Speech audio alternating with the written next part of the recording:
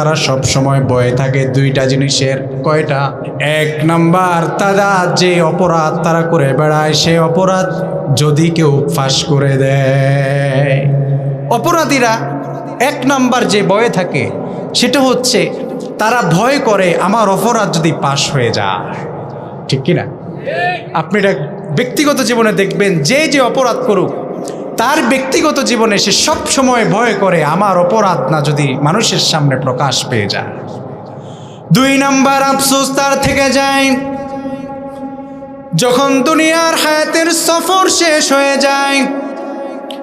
দুনিয়ার হায়াতের সফর শেষ হয়ে যাওয়ার পরে মৃত্যু যখন তার সামনে এসে উপস্থিত হয়ে যায়, মালাকুল মউত আজরাইল যখন তার সামনে এসে হাজির হয়ে যায়, তখন ওই বান্দার অন্তরের মধ্যে সবচেয়ে বেশি ভয় ঢুকে যায়।